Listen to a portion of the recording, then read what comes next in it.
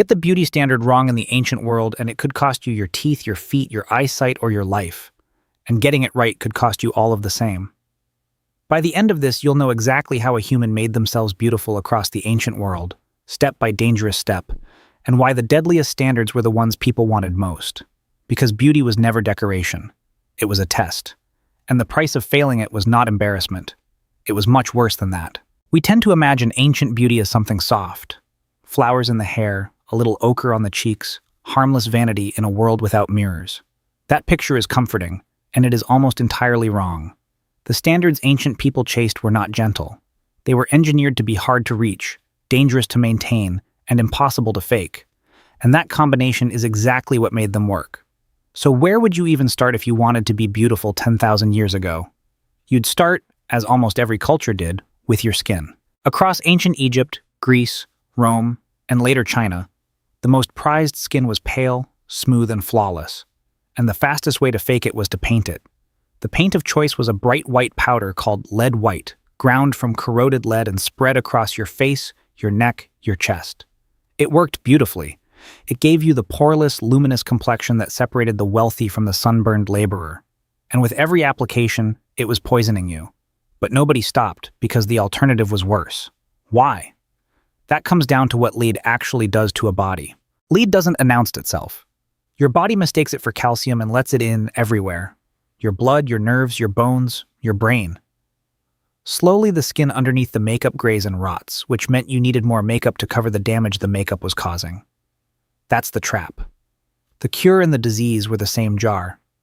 Ancient writers described the trembling, blue-gummed decline of women who used it for years, and modern analysis of skeletons from these periods finds lead concentrated in exactly the people who could afford cosmetics.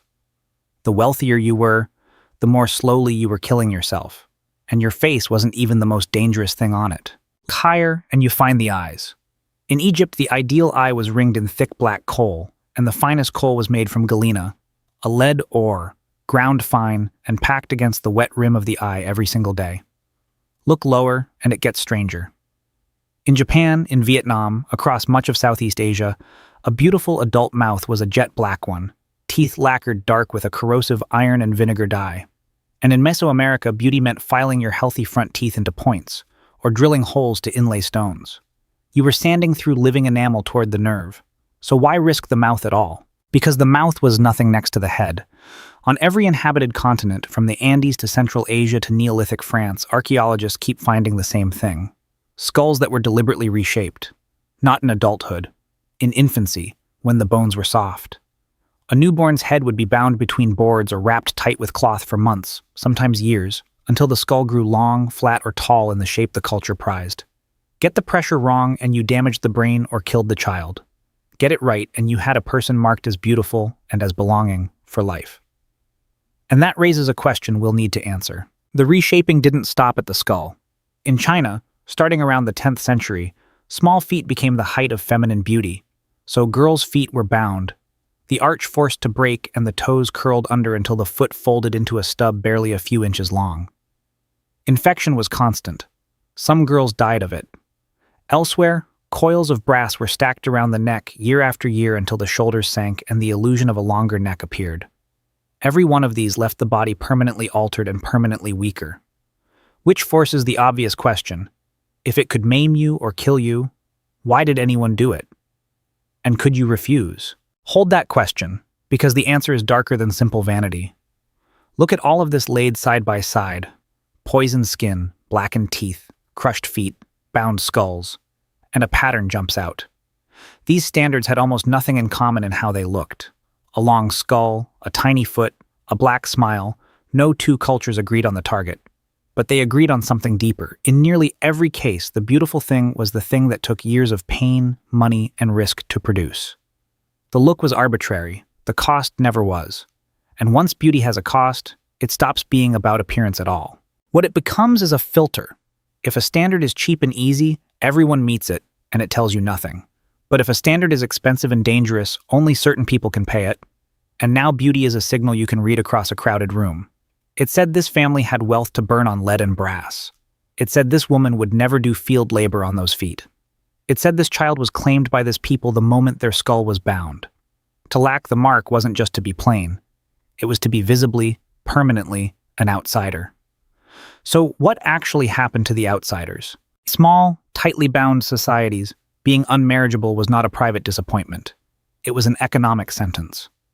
Marriage was how you secured food, protection, alliances, and children who would keep you alive when you were old. A woman whose feet were never bound, in the wrong town at the wrong time, could find every respectable match closed to her. A person without the shaped head, the filed teeth, the right scars, was read as belonging to no one. And belonging to no one in a world without states or police was genuinely dangerous, which means the standard could get you killed twice over.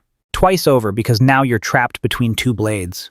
Meet the standard and the lead, the infection, the broken bones might kill you slowly. Refuse it and exile might kill you faster. Starvation, no allies, no one to fall back on. There was no safe option. The comfortable modern idea that you could simply opt out, wash off the makeup, unbind the feet, and be left alone did not exist. The pressure wasn't coming from a magazine you could close. It was coming from everyone you would ever need. So could anyone escape it? A few tried, and their fate is the clearest proof of all. We can actually see the refusers in the record. There are always some. The poor who could never afford the paint, the rebels, the reformers who came centuries later and called these practices barbaric. And in their own time, overwhelmingly, they lost. They were mocked, shut out of good marriages, treated as lower even when they weren't. The practices only ended when the whole society changed underneath them, when new economies made the old signal worthless, when a bound foot stopped proving anything a bank account couldn't. The standard didn't die because people saw sense. It died when it stopped being expensive to break.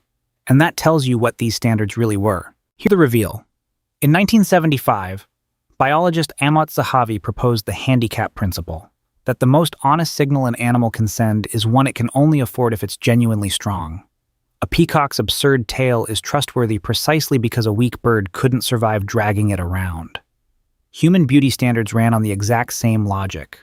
The danger wasn't a side effect the cultures tolerated. The danger was the whole point. A mark anyone could fake would signal nothing, so societies drifted, again and again, toward standards that only survival, wealth, and endurance could produce. Beauty that could get you killed was beauty worth having, because it proved you had paid a price no imposter could. And that logic never switched off.